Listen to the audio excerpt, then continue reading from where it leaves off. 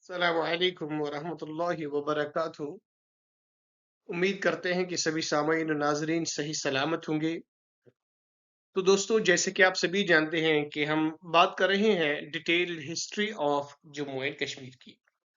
तो इस हवाले से हमने मुख्तलिफ डायनास्टीज की जिक्र की है और आज हम बात कर रहे हैं डोगरा डायनास्टी की। तो डोगरा डायनास्टी में हमने 2-3 लेक्चर्स ऑलरेडी अपलोड किए हैं और आज हम बात करेंगे महाराजा हरी सिंह की।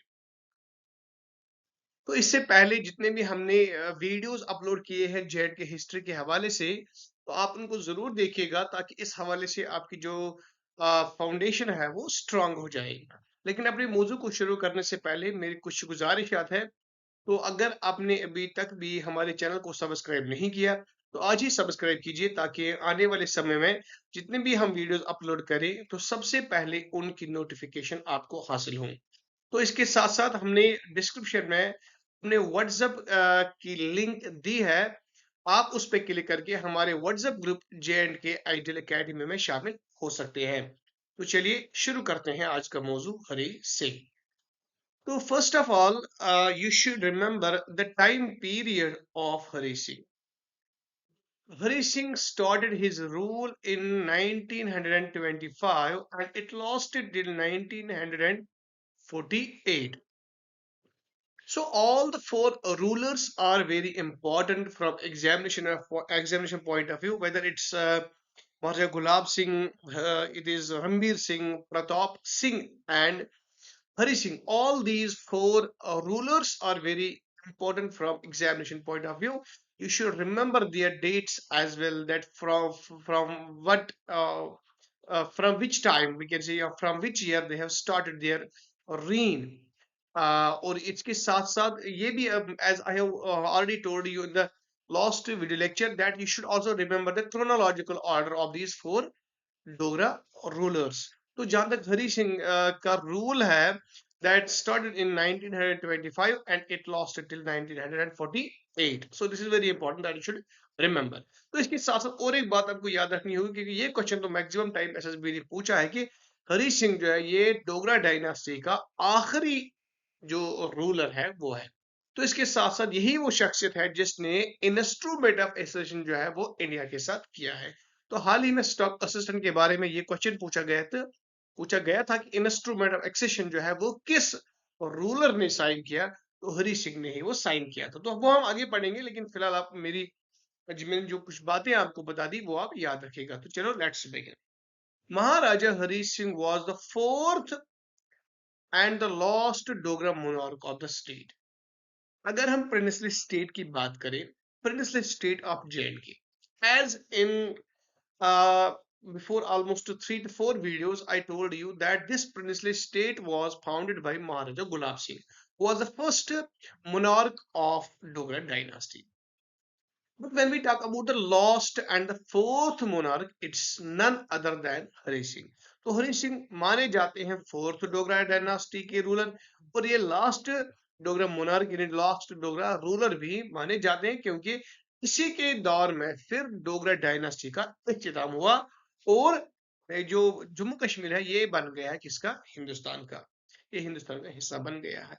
So Hari Singh was born on 23rd of September 1895 at the palace of Amar Mahal, Jammu, the only surviving son of Raja Amar Singh Jamwal, the brother of Maharaja Pratap Singh, then the Maharaja of Jammu। इसके आप ऐसे समझ जाइए, मैं आपको ये समझा दूं कि गुलाब सिंह जब यहाँ के फर्स्ट डोगरा बन गए, फर्स्ट डोगरा रूलर बन गए, तो उनके वफात के बाद फिर उसके बेटे रणबीर सिंह ने हुकूमत संभाली।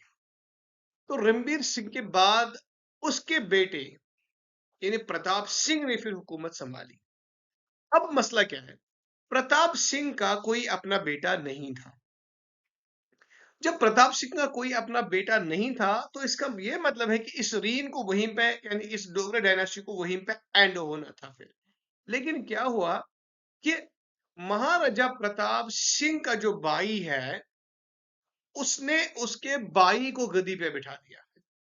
तो यानी हरी सिंह का चचा था कौन, प्रताप सिंह।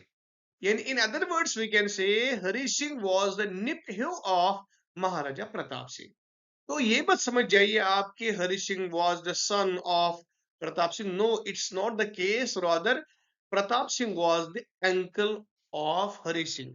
क्योंकि Pratap Singh had no legal heir, he had not any son, legal son we can say. तो लिहाजा उन्होंने फिर क्या किया, he switched to his nephew महाराजा हरि सिंह. फिर महाराजा हरि सिंह यहाँ पे रूलर बन गए किसके, जम्मू कश्मीर के. Since the Maharaja had no issues, Hari Singh was heir to the throne of Jammu and Kashmir. Following the death of his uncle Pratap Singh in 1925, Hari Singh ascended the throne of Jammu and Kashmir. तो ये भी मैंने बताया आपको कि जब प्रताप सिंह की वफात हो गई, चूंकि उसका कोई अपना वारिस नहीं था, लिहाजा उसके निफ्यू हरि सिंह ने फिर इस हुकूमत को संभाला है 1925 में. He made primary education compulsory in the state. तो ये सबसे ज्यादा इंपॉर्टेंट माना जाता है. This point is very important. You should remember this point that कि हरी सिंह ने काफी ज्यादा कंट्रीब्यूशन दिया है किसको, एजुकेशन को. तो he made primary education compulsory in the state, introduce laws prohibiting child marriage भी उसने प्रोहिबिट किया है. And open place of worship to the low caste. यहाँ पे लो कास्ट लोग जो रहते थे, बाकी जो ब्राह्मण वगैरह थे या जो और भी बड़े बड़े लोग थे, तो वो इन लो कास्ट लोगों को सामने नहीं आने देते थे. मसलन वो लोगों को ट्यूबवेल के पास पानी लेने नहीं देते. जिस दुकानदार के पास से बड़े लोग जाते, उस दुकानदार के पास छोटे छोटे लो कास्ट लोगों को नहीं जाने देते, तो वर्शिप नहीं करने देते. लेकिन अब यहाँ पे हरि सिंह ने क्या किया, he prohibited all these practices and he opened places of worship to the low caste people. Compulsory Primary Education Act of 1930 was put to immediate effect in Jammu, in Srinagar, Sopore, Mirpur and Udhampur. तो जो उसने compulsory primary education act बनाया है 1930 में, तो that the same act was immediately put to effect in Jammu, Srinagar, Sopore, Mirpur, and Udhampur. These were the areas we can say where this primary education act was immediately implemented. We can say.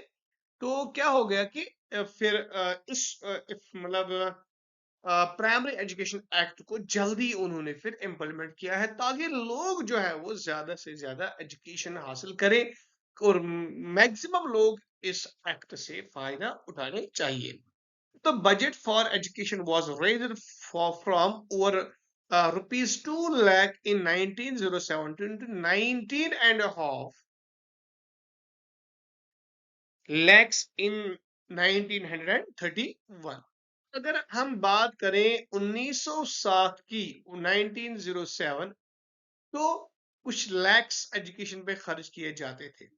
मगर जब हरी सिंह ने हुकूमत संभाली है, तो उसने education की budget को भी काफी ज्यादा रेज किया है, ताकि ये लोगों का जो एजुकेशन का मामला है वो सही हो जाए, लोग ज्यादा से ज्यादा तालीम हासिल करें. As a result of this budget, do remember this point, that how much contribution did Maharaja Hari Singh to the education.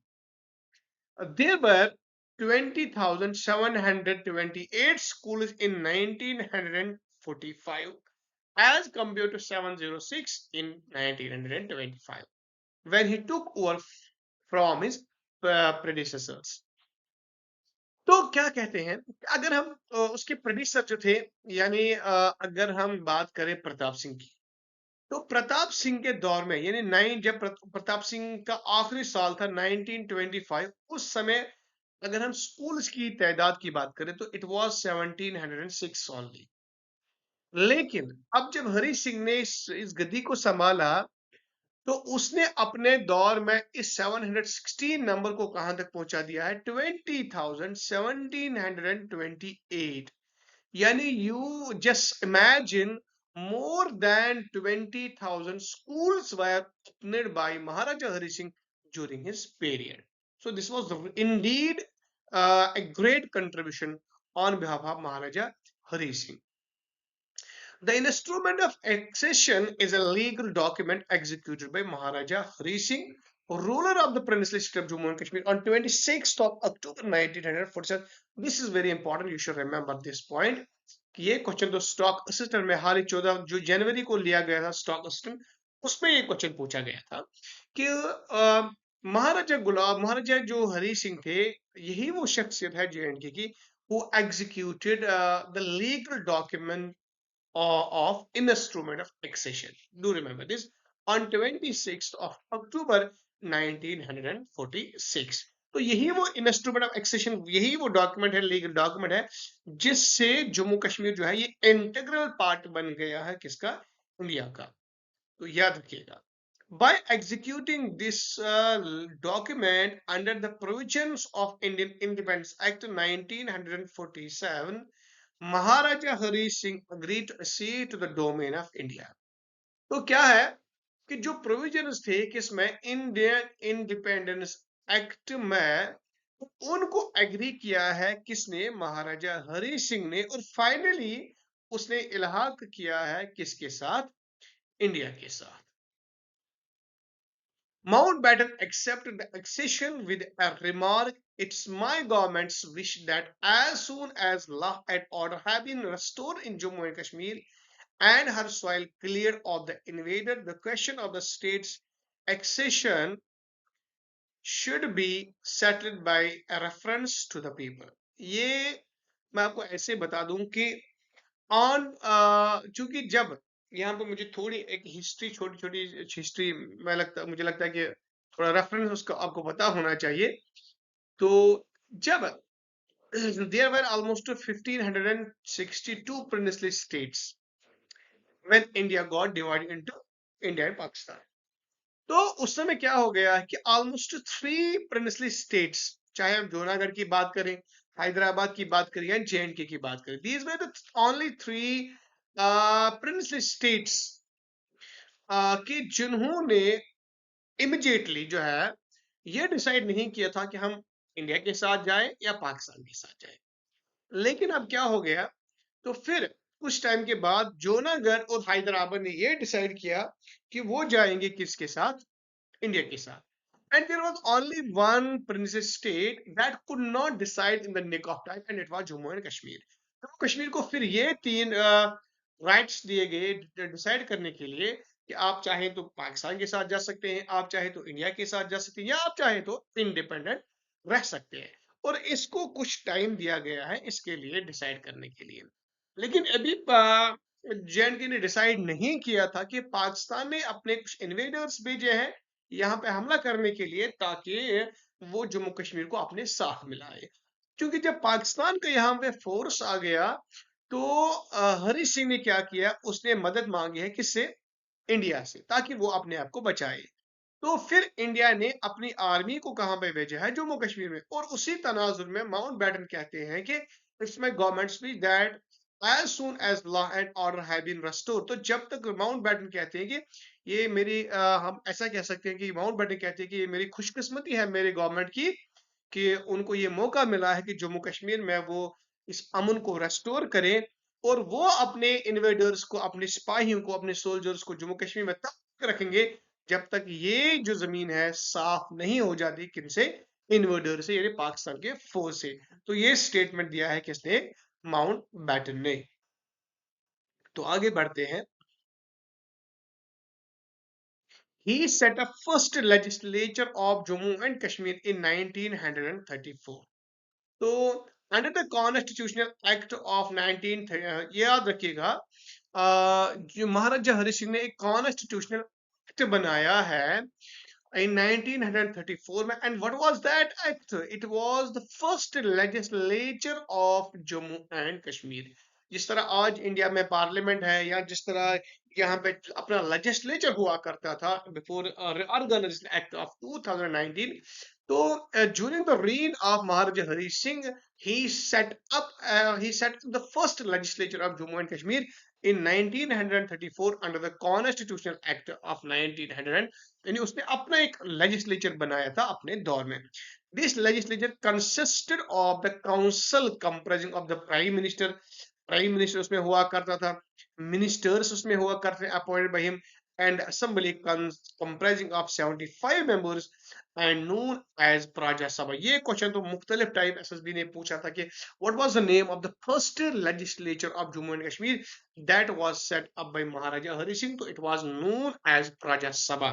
तो प्रजा सभा जम्मू कश्मीर का पहला लेजिस्लेचर जो बनाया था किसने, महाराजा हरि सिंह ने इन 1934। और इसके मेंबर्स कौन थे, इसके मेंबर्स थे प्राइम मिनिस्टर इसका मेंबर हुआ करता था, और मिनिस्टर जो वो अपॉइंट करता, और असेंबली के जो मेंबर्स होते वो उनकी तादाद होती थी 75। तो ये भी ज्यादा इंपॉर्टेंट पॉइंट है, इसके बारे में अक्सर क्वेश्चन पूछे जाते हैं। So it was during his rule that J&K Bank was established in 1938। तो जम्मू कश्मीर बैंक भी इस महाराजा हरि सिंह के दौर में ही वजूद में आया। It was established in 1934, no, sorry, 1938। तो Hari Singh constituted a high court in 1928। These are some major contributions of Hari Singh, like Praja Sabha, we can say Praja Sabha was a major setup by महाराजा हरि सिंह। तो जेके bank की बात करें, ये भी एक बहुत बड़ा कंट्रीब्यूशन है किसका, हरि सिंह का। और हाई कोर्ट की अगर बात की जाए तो ये भी एक बहुत बड़ा कंट्रीब्यूशन है किसका, महाराजा हरि सिंह का। तो फाइनली ही डाइड ऑन 26 अप्रैल 1961 इन मुंबई। तो ये याद रखिएगा, क्योंकि जो हमारे पिछले रूलर्स है उनके वफात के साथ उनकी हुकूमत खत्म होती थी, लेकिन महाराजा हरि सिंह ऐसी शख्सियत है जिनके वफात के पहले ही उनसे हुकूमत छीन ली गई, क्योंकि जब हिंदुस्तान जो जम्मू कश्मीर हिंदुस्तान का हिस्सा बन गया तो वो खुद ऑटोमेटिकली इस हुकूमत से वो उन्होंने वो अपने हाथ से छोड़ दी फिर, क्योंकि वो फिर उसको कंटिन्यू नहीं कर पाए when it became the integral part of India. तो अब मसला क्या है कि ये तो हो गया है किसके बारे में, हरि सिंह के बारे में। अब हम यहाँ पे बात करेंगे कि emergency of Jammu and Kashmir as a state of Indian Union। India gained independence from British rule, ये तो आपने हजार बार पढ़ा होगा। और यहाँ मैं चाहता हूँ कि ये आप एक बार थोड़ा समझ जाए कि क्या हो गया। How did J&K became integral part of India? We can say India gained independence from British rule। तो इंडिया ने ब्रिटिश रूल से इंडिपेंडेंस हासिल की, और simultaneously it got divided into two countries, namely India and Pakistan in 1947। ये तो बिल्कुल आप जानते हैं, मैं मुख्तसर यहाँ पे आपको छोटा सा तारुफ देता हूँ। Jammu and Kashmir as principal state which was under the rule of Dogra king Maharaj. ये मैं आपको बता दे रहा हूँ कि कैसे इंस्ट्रूमेंट ऑफ एक्सेशन जो है वो वजूद में आया है। तो अब जम्मू कश्मीर चूंकि इंडिया हो गया डिवाइड इंडिया और पाकिस्तान में 1947 में when it got independence from British rule. तो अब यहाँ से एक प्रिंसली स्टेट हुआ करती थी जम्मू एंड कश्मीर, जो उस समय किसके अंडर चल रही थी, महाराजा हरि सिंह के अंडर। तो उसने क्या किया है, यहाँ पे आप बिल्कुल मेरे साथ बने रहिएगा, क्या हो गया है। तो which was under the rule of Dogra King Maharaja Hari Singh had option to join either India, जो मैंने अभी ऊपर बताया है, और Pakistan, or to remain independent with southern reservation। यहाँ पे तीन मतलब राइट्स प्रोवाइड किए गए, तीन मौका प्रोवाइड किए गए हैं किसको, हरि सिंह को, कि वो चाहे तो इंडिया के साथ रह सकता है, वो चाहे तो पाकिस्तान के साथ रह सकता है, या वो चाहे तो इंडिपेंडेंट रह सकता है। There is no outside force on Maharaja Hari Singh. It's his discretion whether he would like to go with India, Pakistan, or he would like to remain independent। तो यहाँ पे कोई जबरदस्ती महाराजा हरि सिंह को नहीं दी। तो Maharaja Hari Singh finally decided to sign the instrument of accession to the Indian union in October 1947 due to revolution by his Muslim subjects along the western borders and the intervention of Pashtun tribesman from Afghanistan. तो यहाँ पे याद रखना, ऊपर मैंने बताया है कि वो मजबूरन फिर ये फैसला उसको मजबूरन ये फैसला करना पड़ा कि वो किसके साथ जाए, इंडियन यूनियन के साथ जाए। जब कुछ पख्तून्स ने वेस्टर्न बॉर्डर यानी पाकिस्तान से कुछ पख्तून्स आए हैं, या कुछ ट्राइब्समैन फ्रॉम अफगानिस्तान भी आए हैं, उन्होंने यहाँ पे हमला करने की कोशिश की थी। तो जिसकी वजह से फिर वो मजबूर हो गए कि उसने डिसाइड किया कि he would like to go with Indian Union. So due to this accession to India, Pakistan troops captured most of the state and Maharaja Hari Singh took refuge in India. क्योंकि जब अगर हम PoK की बात करें, या हम गिलगित बाल्टिस्तान की बात करें, या जो सचिन की बात करें, तो मैक्सिमम पोर्शन जो है वो इन्होंने ऑक्युपाई किया था। तो लिहाजा महाराजा हरि सिंह के पास कोई चारा नहीं था, तो finally he took refuge in India. India sent its troops in Jammu and Kashmir and also submitted a formal complaint to the UN Security Council in January 1948। तो इनने चूंकि जब महाराजा हरि सिंह ने मदद मांगी, तो अकॉर्डिंगली इंडिया जो है उसने अपने ट्रूप्स को कहां पे भेजा है, जम्मू कश्मीर में। और उन्होंने इसके बारे में इन्फॉर्म किया है किसको, यूएन सिक्योरिटी काउंसिल को, इन जनवरी 1948 में। The localized warfare ended with the intervention of the United Nations in January 1949, and in July 1949, India and Pakistan defined a ceasefire line, the line of control, which divided the two countries। तो क्या हो गया कि जब अब India और पाकिस्तान के दरमियान वो वार चल रहा था एक किस्म का, तो फिर इस वार को एंड करने के लिए फिर यूनाइटेड नेशंस ने इसमें हिस्सा लिया है, वो इसका हिस्सा बन गए, उसने इंटरवेंशन की है।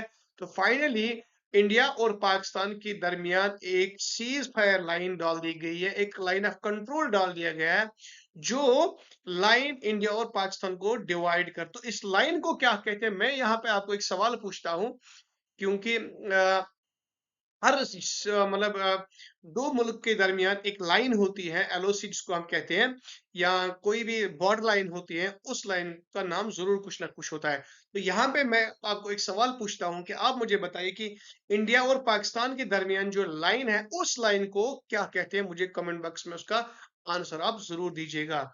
उस लाइन को क्या कहते हैं, what's the name of that line that separates India and Pakistan? We should answer should answer this question in comment box. Thus, the entire Jammu and parts of Kashmir was divided along the line of control. This line is still maintained. आज भी एक फिर मतलब अगर एक entire Jammu का हिस्सा कहें तो वो इंडिया के साथ है, लेकिन कश्मीर का कुछ पार्ट जो है वो कश्मीर के साथ है, लेकिन कुछ पार्ट चाइना के साथ है, और कुछ पार्ट पाकिस्तान के साथ है। लेकिन ये लाइन जो है, जो एलओसी है, ये आज भी मेंटेन बाज़ाब्ती तौर पर हो रही है।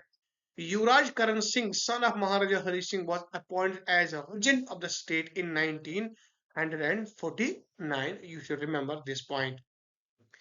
So finally, in 1952, the monarchy was established and Karan Singh was appointed as Sadr Riyasat, head of state, and later became the first governor of Jammu and Kashmir from 1965 to 1967।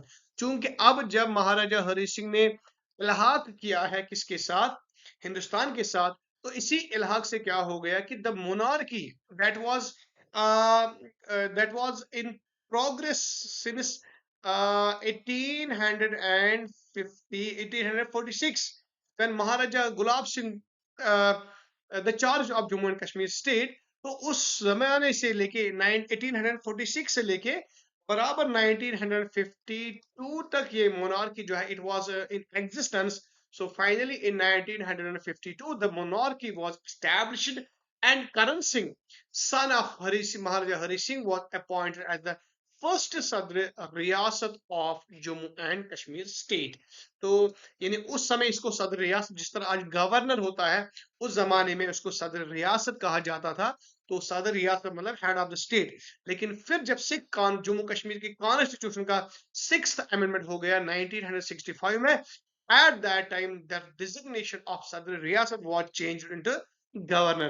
तो महाराज ये Karan Singh first governor भी रहे हैं J&K के, और first सदर रियासत भी रहे हैं जेएंडके के। तो ये पॉइंट आपको याद रखना होगा। फिर मैं इसको रिपीट करता हूँ क्योंकि दिस इज वेरी इंपॉर्टेंट, कि जब ये मोनार्की खत्म हो गई तो जेएंडके एक अलग स्टेट बन गया है, लेकिन अब ये प्रिंसली स्टेट नहीं है, अब ये स्टेट था किसका, हिंदुस्तान का।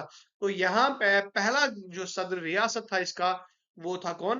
करण सिंह।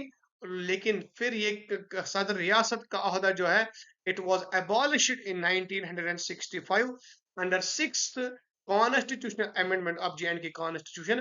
तो फिर ये बन गया है कौन सा? First governor of Jammu and Kashmir state. In April 1951, he issued a proclamation constituting a constituent assembly for framing the constitution for the state of Jammu and Kashmir। तो 1951 में करण सिंह ने एक प्रोक्लेमेशन कॉन्स्टिट्यूट किया कि प्रोक्लेमेशन ऑर्डर किया कि कॉन्स्टिट्यूट असेंबली बनाई जाए ताकि जे का अपना एक अलग कॉन्स्टिट्यूशन बनाया जाए। तो same constitution that was constituted here was in force till 2019। वही कॉन्स्टिट्यूशन जिसकी यहाँ बात हो रही है, जिसके लिए यहाँ पे दरबार बुलाया गया था कि कॉन्स्टिट्यूशन बनाया जाएगा जे का, तो वो कॉन्स्टिट्यूशन फिर 2019 तक बिल्कुल फोर्स में था। And now that constitution got abrogated in 2019 when J&K Reorganization Act came into force.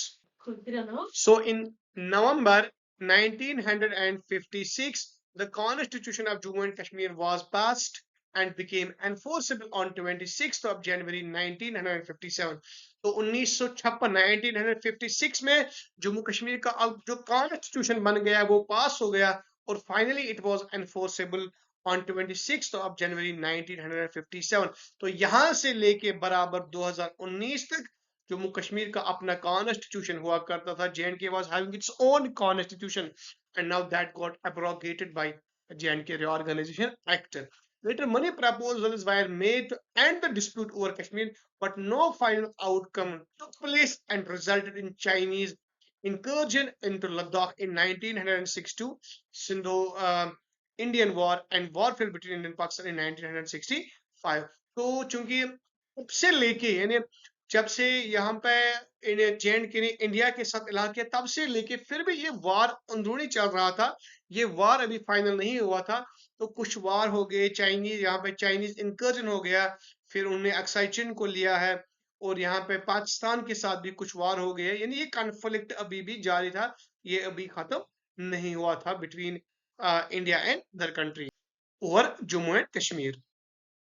So this warfare was ended by signing the Tashkent Agreement in 1966। तो जो ये warfare था, जो काफी जमाने से चल रहा था, काफी टाइम से चल रहा था, तो फिर इसको एंड किया गया है इस एग्रीमेंट से in 1966।